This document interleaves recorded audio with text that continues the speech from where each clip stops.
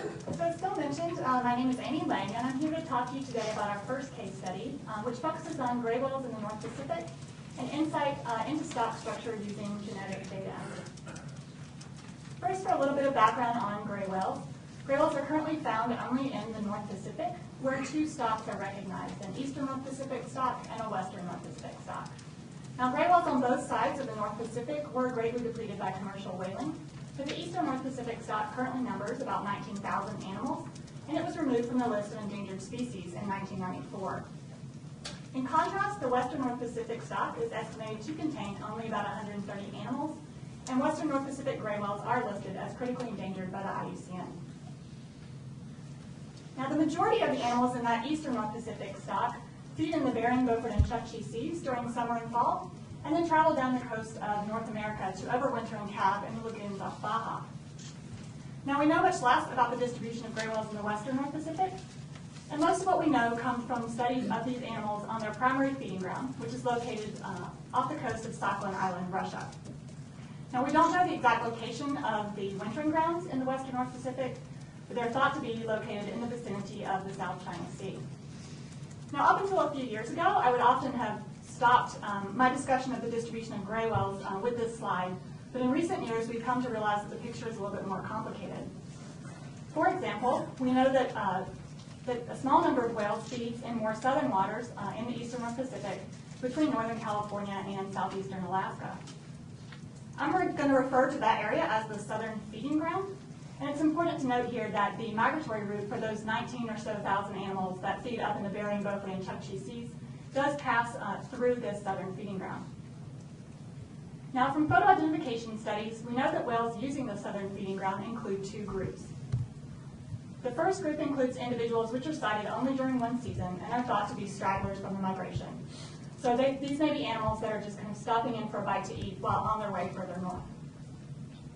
The second group includes individuals which show intra- and inter-seasonal sight fidelity to the feeding ground. And these animals have come to be known as the Pacific Coast Feeding Group, or PCFG, and this group contains about 200 animals. And for the remainder of the talk, when I'm talking about the southern feeding ground, this second group of animals is going to be the group that I'm most concerned with. Now, those 200 individuals include some animals which were first identified as calves, so they basically were brought to this area by their mothers and then returned in subsequent years. And I'm going to refer to that behavior as matrilineal fidelity. So this is the behavior of mothers bringing their calves to an area, the calves of both sexes returning in later years, and if those calves are females, they later will bring back their own calves. So this is kind of a theme throughout the talk. Now, photo identification studies of gray whales in the Western North Pacific have been concentrated off Sakhalin Island, and they've been ongoing since 1995. We know from those studies that individuals do show inter- and intra-annual sight fidelity to the Sakhalin feeding ground, and that includes the return of many animals first identified as calves. We also know that there are very few new animals identified each year. So after the first few years of these photo identification studies, there's generally only 1, 2, maybe 3 new animals identified each year. Now, photo identification studies off the coast of southeastern Kamchatka have revealed that some of the whales from Sakhalin do feed in that area, although not all the whales photographically identified off of Kamchatka are known from Sakhalin. So this could be an area of mixing between the eastern and western North Pacific stocks. Perhaps more surprisingly, recent findings from genetics, photo identification, and tagging studies have shown that some gray whales that feed off Sakhalin overwinter in the eastern North Pacific. So many of you are probably aware of the 2 whales that Bruce May tagged off Sakhalin. One was a couple years ago and one was in 2010, I believe, that came across to the eastern North Pacific. And we also know from photo identification comparisons, there are 6 whales, including one of those tagged whales, which have been photographically identified in the Pacific Northwest while on the springward northbound migration that have been matched to Sakhalin. 2 animals which were biopsied off the coast of Santa Barbara that were genetically matched to Sakhalin, and 14 animals that have been photographed in lagoons that have been matched to Sakhalin. So that totals about 22 animals, so it's not an insignificant proportion of this approximately 130 animals that feeds in the western North Pacific. At the same time, however, we know that there are some whales which do remain in the western North Pacific year-round. We have 14 records of gray whales off the coast of Japan since 1990. Most of those records are concentrated between March and May. So that's the same time of year that these suckling animals have been photographed in the eastern North Pacific. We do know that one of those animals has a link to suckling. It was first identified there as a calf, and then later entrapped in a net off of Japan. We also have 2 records of gray whales off China since 1996. So although some of those suckling whales are coming to the eastern North Pacific during winter and spring, we know that there are some gray whales that remain in the western North Pacific year-round. Gray whales face numerous potential threats, including things like entanglement in fishing gear, disturbance from offshore oil and gas activities, and ship strikes and disturbance from shipping traffic. As well, we know that some of those potential threats are concentrated in parts of their range. For example, between 2005 and 2007, there were 4 female gray whales entrapped and killed in set nets off of Japan. As well, we also know there's a rapidly expanding oil and gas industry off of Sakhalin. In addition, concern for the Pacific Coast feeding group has stemmed from interest by the macaw tribe to resume their subsistence harvest of gray whales. The macaw usual and accustomed hunting grounds are located within the southern feeding ground. And the proposed hunt does include time and area restrictions to limit the chance of taking a Pacific Coast feeding group whale. However, it's impossible to ensure that no Pacific Coast feeding group whales would be taken, and recent information on movements between the western North Pacific and the eastern North Pacific raised the possibility that a suckling whale could also be taken in the hunt. So the picture that I've painted for you so far suggests that the number of Pacific Coast feeding group and suckling whales is quite small.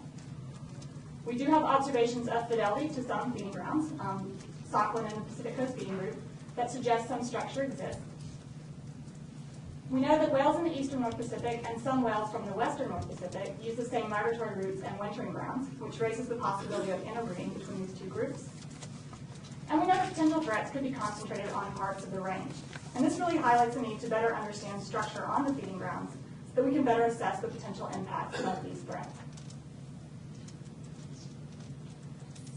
So with our genetic study, we set out to answer some of the remaining questions. And those questions include, has matrilineal fidelity been occurring for long enough that genetic differences can build? So we know from those photo identification studies that matrilineal fidelity does occur. Those findings are limited to the study period. So for example, the photo identification studies off Sakhalin began in 1995. So we know that matrilineal fidelity has been occurring since that time. We can't say anything about what happened before then. There could also be some other limitations to using photo identification to look at this behavior. For example, there are very few calves, relatively few calves identified on that southern feeding ground each year. And that could be a real phenomenon. It could be that not that many mothers bring calves to that area. But it's also been noted that much of the field efforts in that region occur in the late summer and fall. And this is just due to weather constraints. And during that time period, many calves could have already separated from their mothers, and they could be pretty difficult to identify as calves. The second question is, do animals from different feeding grounds interbreed? Now we know that the first round of breeding in gray whales is thought to occur in late November to mid-December. And that's a time period when some of those whales that feed up on that northern feeding ground could still be north of that southern feeding area. As well, any whales coming from Sakhalin to the eastern North Pacific might be pretty far west on their migration. So that raises the possibility that some segregation by feeding ground affiliation could occur while on the migratory route. And then the final question is there dispersal between feeding grounds, and if so, how much? So the first objective we set out with for our genetic study was to assess stock structure across feeding grounds in the North Pacific. And to do this, we used 2 genetic markers, both of which Phil mentioned in his introduction. So the first marker was the mitochondrial DNA control region. As Phil mentioned, this is a maternally inherited marker, so it's going to reflect those patterns of matrilineal fidelity. We also used 12 microsatellite loci. These are nuclear DNA markers. So you get 1 copy from your mom and 1 from your dad. And because of that, they reflect patterns of gene flow between groups. So this slide shows all the genetic samples in our collection that have been processed. But I'm going to focus on three different groups. The first group I'm going to label north of the Aleutians. And this is the samples that were collected in the Bering, Beaufort, and Chukchi Seas during summer and fall. So this is the group of samples intended to represent those 19,000 animals or so that feed in this area. And we have 106 samples from that region. The second group are the samples representing the Pacific Coast feeding group. We have 71 of those.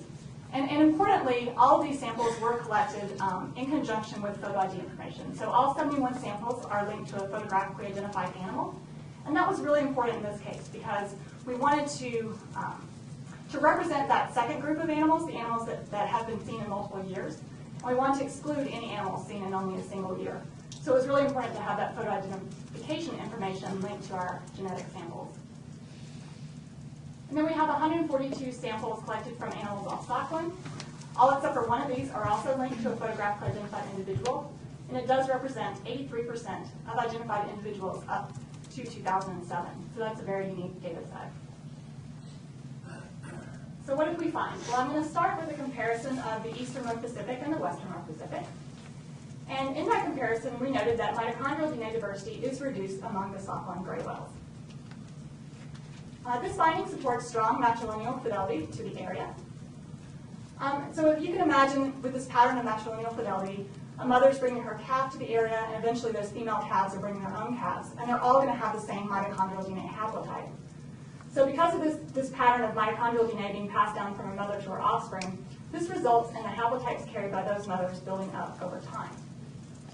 And high frequencies of a few haplotypes equals reduced mitochondrial DNA diversity. And this is what we see off stockland. We have 2 haplotypes found in very high frequencies, 3 haplotypes found in what I would say are moderate frequencies, and then several haplotypes found in only 1 or 2 individuals, most of which are males. We also found differences in both the nuclear DNA and the mitochondrial DNA between stockland and the eastern North Pacific. Those mitochondrial DNA differences further support matrilineal fidelity to that stockland feeding ground. The nuclear DNA differences suggest that there is some degree of reproductive isolation between stockland and the eastern North Pacific. Now, at this point in time, we can't really say what's driving those nuclear DNA differences. So, for example, those differences could be driven by animals that feed off stockland, stay in the western North Pacific year-round, and breed with other animals that stay in the western North Pacific year-round. But it's also plausible that such a signal could be derived from animals that feed off stockland and do travel to the eastern North Pacific, but they're still pretty far west when that first round of breeding occurs, and thus they're going to be much more likely to breed with other stockland animals than they are with animals from the eastern North Pacific. In either case, these results do suggest continued recognition of the stockland animals as a separate stock. Now the picture is a little different when we look within the eastern North Pacific stock. So comparison of the Pacific Coast feeding group with animals feeding north of the Aleutians revealed no detectable nuclear DNA differences. This indicates that whales from different feeding grounds within the eastern North Pacific may interbreed. We also found small differences in the mitochondrial DNA between the PCFG and the animals feeding further north. As I mentioned earlier, this indicates that utilization of feeding areas is influenced by matrilineal fidelity. However, the differences we see between the eastern North Pacific strata, so between the PCFG and the animals feeding north of the Aleutians, are much less than those we see when we compare those same groups to the western North Pacific, or to stockland. We also see very high genetic diversity within the PCFG. It's very similar to the levels we see within those northern samples, which are intended to represent approximately 19,000 animals. So that's not the results that we would maybe expect to see in a small population that's been isolated for some period of time. Now, there are a couple of possible explanations for these results. One is that the southern feeding ground could have been colonized quite recently. So basically, this pattern of matrilineal fidelity hasn't been occurring for long enough for those genetic differences to be strong. However, it's also possible that some level of immigration into the PCFG could be occurring. So as I mentioned in the introduction, a primary driver for the need to do a genetic study on gray whales came from what was being observed in the photo identification studies. And this photo ID data was important in generating our initial hypotheses. Given that, it's important that we go back to the photo ID data after completing our genetic study and see how the pieces fit together.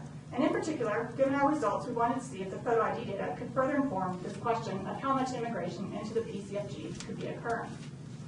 So if we look back on the photo identification data collected between 1998 and 2010, we can see that new, and by that I mean previously unidentified, whales continue to be identified each year.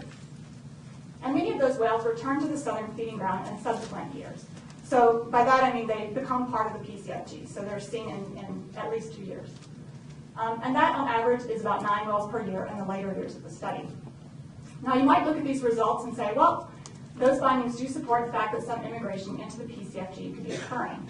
And that is certainly one possible interpretation of these data. However, it's unknown what proportion of those new whales could be immigrants into the group, and what proportion are animals which were not identified when they were calves. So there is some question about how to interpret this data. So we've come up with a couple of ways forward using the genetic data to try and address this question. The first approach is to use simulations. So this basically entails using a model to simulate the genetic data with different levels of immigration into the PCFG occurring. We would then compare those simulation results to our empirical data, so the data that I just showed you in the earlier slides, to see which level of immigration is most consistent with our results. And we're pretty far along with this work, and so far it indicates that immigration of about 4 animals per year into the PCFG produces results most consistent with the empirical data. However, one limitation of this study is the results are specific to our model. So our model incorporates things like the survival rate of gray whales, calving intervals, a specific colonization history. So our results are really specific to those parameters, and so we may not be capturing all the uncertainty around this immigration level with our model. The second approach we've come up with is to use relatedness analysis to identify mother-offspring pairs. And Karen's going to talk about this type of approach in much more detail in the next talk. But the basic idea here is to determine if the new animals identified each year are immigrants, or if they're animals which were missed as calves. The limitation of this approach is that it requires a high proportion of the PCFG to be sampled. So we're currently in the process of collecting more samples, analyzing more data. This is probably going to be more of a long-term answer to the question. So finally, I'd just like to leave you with a couple of take-home points that I see from the gray whale case study. The first is that the gray whale case study really highlights the importance of choosing the appropriate marker to address your question. So for example, if we had started our study using only the nuclear DNA, we would have totally missed picking up on that structure that we see in the Pacific Coast feeding group. On the other hand, if we had only used mitochondrial DNA, we wouldn't have been able to say anything about which animals were interbreeding with which animals. The gray whale case study also highlights the value of integrating results from different approaches, whether that's genetics, photo ID, tagging, contaminant studies, etc. Now, in the case of the Pacific Coast feeding group and this question of how much immigration into the group is occurring, integrating the photo ID and the genetic results didn't necessarily give us a clear-cut answer to our question, but it did further highlight the complexity of population structure in gray whales, and I think it proved to be important in interpreting our genetic data. And with that, I'd just like to thank all the collaborators on this project. Their help was very important, as well as those who provided assistance with sample collection and lab processing. And I think just looking at the sheer number of people on this lab really points out to the value of collaboration in these types of projects. And with that, I'm happy to take some questions.